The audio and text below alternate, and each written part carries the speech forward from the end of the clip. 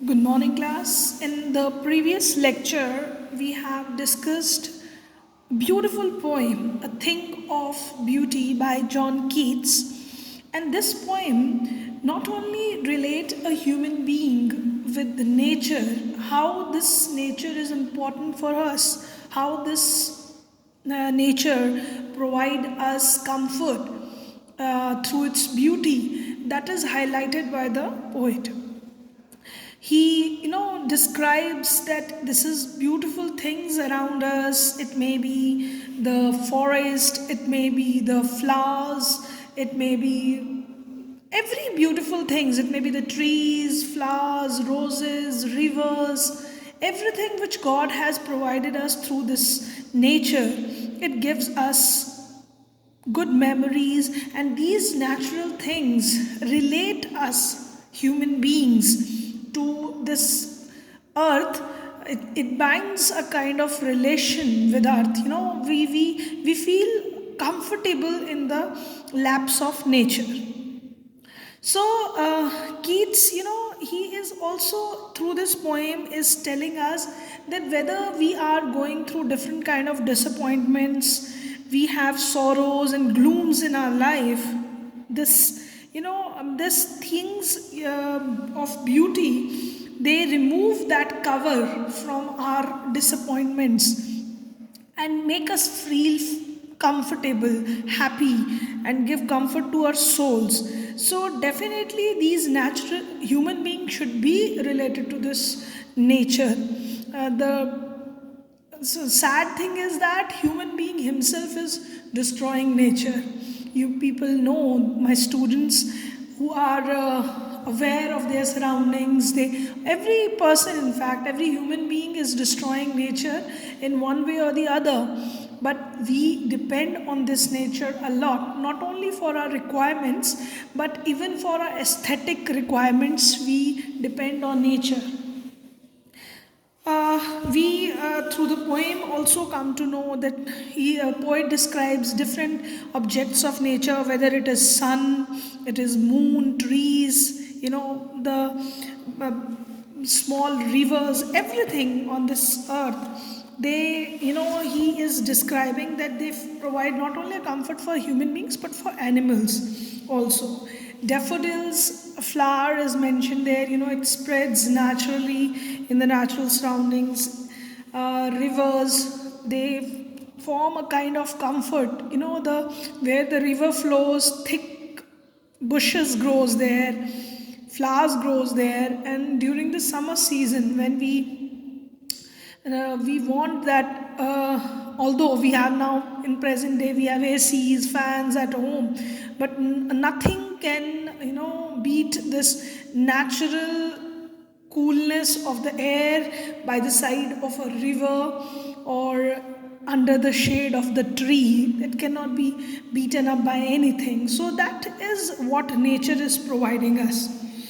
So when you have gone through this poem, you have understood how the poet relate us. He also stresses on to this fact that even though we think of heaven, when we talk of heaven, we talk of big gardens in the God's home and beautiful fountains.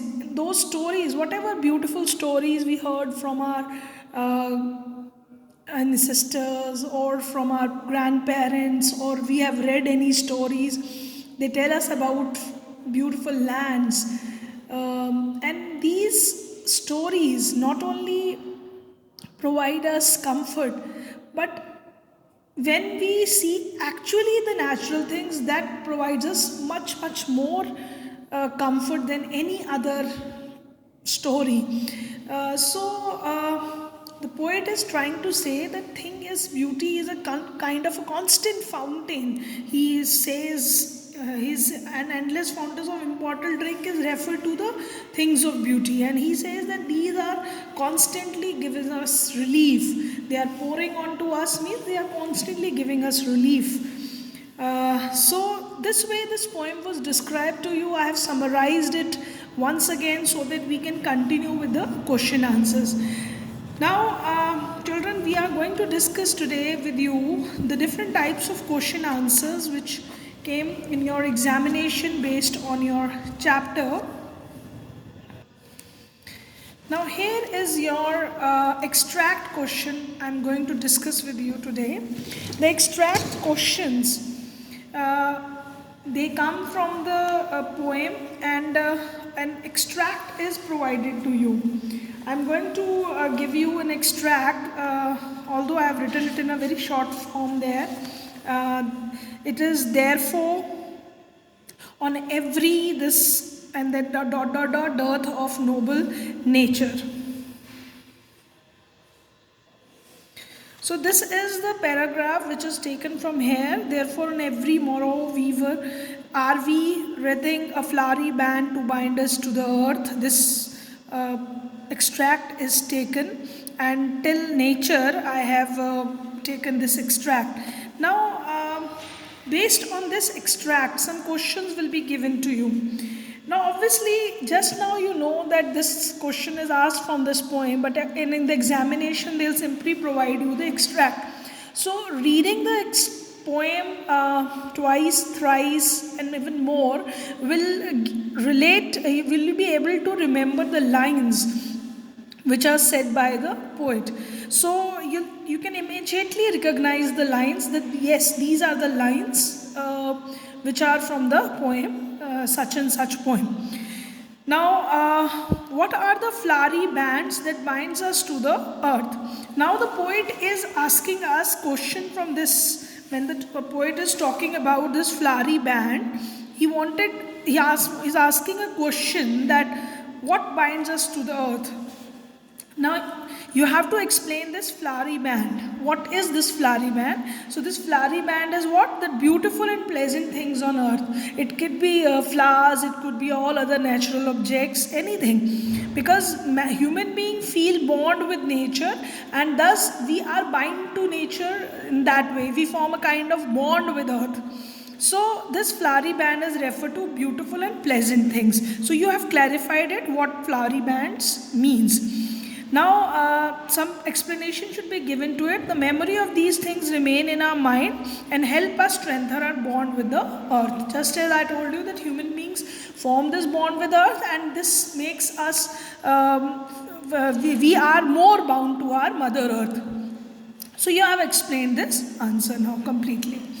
Now next is what message do the above lines convey? Now when you go through these lines, you will find that after these lines they have even explained that how human beings suffer disappointments and sadness, and how this nature removes this cover. So you are going to explain that lines, that the life is full of hopelessness and sadness. Human beings suffer these all things in their life. There is lack of noble feelings amongst men. We lack the compassion and these kind of things. Human beings become so selfish. So in spite of all these beautiful things help us to shade our sadness and grim thoughts. When we try to see these beautiful objects, we feel comfortable, and that relax our mind, and definitely good thoughts arise in our mind. So that what the poet wanted to convey. See, when a message are asked based on the lines, you have to tell the message related to lines only. But if the question is asked about the whole poem, so you have to give the central idea, actually what the poet wanted to say through the poem. So be very particular what is being asked there. Here the message through these lines is asked, so you have to explain only that part. Now next, the third part is given to you based on this extract only. Describe the evil and bad things that we possess in us. So obviously the poet tells us in the lines that disappointments, lack of noble ways and noble qualities lacks in human beings. So that is possessed in human beings. So we have highlighted those points in this answer.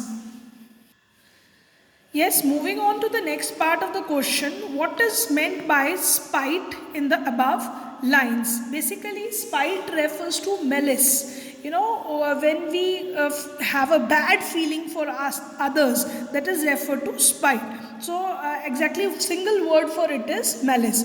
Now here in this answer I wanted to stress on to you this point that children, the word meanings of the poem, the meanings which you don't know, you should try to learn them, grab them in your mind, because questions are asked in the examination based on word meanings. They can ask you in different way, or they can ask you for the explanation of the line. And sometimes when we have no clarity of the word, we are not able to answer the question. So word meanings are quite necessary, so go through the word meanings given to you. So spite here refers to malice, bad feelings for other. You can explain that. It means malice of disappointment and dejection is all around us. So they have also given that how this word spite is related. So the answer written here, I have also explained how this feeling of spite, this disappointment and dejection all around us is there. What is written in the poem related to it? So you explained that. Now this is the extract question, and the second type of question based on the poetry comes as short question answers. So these are few question answers which I have written here for you people. That is, what makes human being love life in spite of all the troubles they face. Now you should know that why the human beings should love life, although we have so many sufferings, we have so many troubles, disappointments. So definitely you should write the answer that human beings love life in spite of all the troubles and suffering they face, because all the things of beauty which surrounds them, and these things remove our despondent state and allows us to enjoy the beauty of nature. So this beauty of nature make us enjoy things. So when the question is asked to you based on the poem, so you have to relate your answer according to the poem. Don't give unnecessary explanation in the poem. To the point answer according to the poem should be given. Why is grandeur associated with the mighty dead? Now this question is asked related to the last part of the poem, where the mighty dead is refers to the ancestors, and they are also talking about the grandeur, how this word is associated with it. So the poet finds beauty even in death. How he finds beauty in the death? The mighty dead refers to our glorious forefathers who were great in their own grace. Now grandeur is associated with them because our past is full of stories of their glory. Because our ancestors, when we talk of our ancestors, they have a very good royal past. They will always be remembered for their achievements. That's why the word grandeur is associated with the mighty dead. Mighty dead refers to our ancestors. So we always remember our ancestors with great respect and love for them. Now, what image does the poet use to describe the beautiful bounty of the earth? Now, this is what the poet wanted to say, that poet wanted to describe the beautiful bounty of earth through beautiful natural objects. He mentioned so many things. So you are going to mention in this answer all the things which the poet has mentioned in the poem, the beautiful things. The poet uses the image of nature as an endless fountain. He refers that endless fountain to be these things of beauty. From the heaven, nature is source of endless joy, and then you explain the things which they have: the sun, the moon, daffodils, the clear stream. You can even mention the musk roses. All these things which were mentioned, forest, everything which is mentioned by the poet are the few beautiful images that makes a deep impact on us. So the poet, whatever images he has described, you have explained that. Now let's move on to the questions, practice question which I will be giving to you, and I'm going to discuss with you all these questions right now. These are the question again based on the extract. This extract question which I have given you for practice is, and such too is the grandeur. This is the last part of the poem which I have given it to, and such too is the grandeur of the dooms, and we have imagined for the mighty dead. This is the part of lines which I have given it to you in this lines. I have not written the whole lines, so you can recognize it from the poem. Now let's discuss these questions that you have to tell what explain the grandeur of dooms. What is the grandeur of dooms? So now when you are going to explain this, that what is the grandeur of dooms, basically through this lines, the poet is referring to the mighty forefathers, those who are no more here. So poet is explaining that their great grandfathers, our ancestors, they were great, and poet is explaining about their magnificent life. So that what you are going to explain, that they have now gone to the heaven, but they have led a very grand life. So that's how the poet is explaining the grandeur of the dooms. Now, what is lovelier than the lovely tales we have heard or read? It's very simple question. You know, we have gone through different beautiful stories which tells us about also the beauty of nature, also about other beautiful things of heaven and other things. But what is more lovelier than that? It is the things of beauty. Please refer all the things of beauty mentioned in the poem. It may be the all the natural objects found, these rivers, forest, again all the things should be mentioned in this answer. The next is, why is grandeur associated with mighty dead? Now I am again mentioning this question to you, that why this grandeur is associated with mighty dead. You have to read that always this grandeur is related with mighty dead, because they have done all the heroic deeds. They have done, our ancestors have a mighty past, a beautiful grand past. So please, that's why the word grandeur is associated with our mighty dead. Fine. So identify and explain the poetic device used in the last two lines. Now these last two lines of the extract are these ones: an endless fountain of immortal drink pouring unto us from the heavens brink. Now these last two lines here, an endless fountain of immortal drink, is refers to things of beauty. They are not referring, they are directly referring a things of beauty as an endless fountain of immortal drink. When we are simply implying that, we are not doing any comparison, but rather we are using a direct name for things of beauty as an immortal drink. So that is a metaphor. So you have to identify which poetic device is there. It is a metaphor in the last two lines, and you have to explain how it is a metaphor. You have to refer it that the things of beauty is called as an endless fountain. Metaphor is an implied simile when we directly call something by its name. So it is a metaphor. Now next few questions which I have given it to you for practices. How is a thing of beauty is joy forever? I think you will be able to answer this question. I have discussed it many times with you when I was explaining you the summary, or when I was explaining you the poem, that the things of beauty is joy forever, how they provide us comfort and how they removes our disappointment. This, I think you are able to answer this question now. So I'm not explaining it. In the hot season, how do the men and beast get comfort? This question you have to tell that how they get the comfort.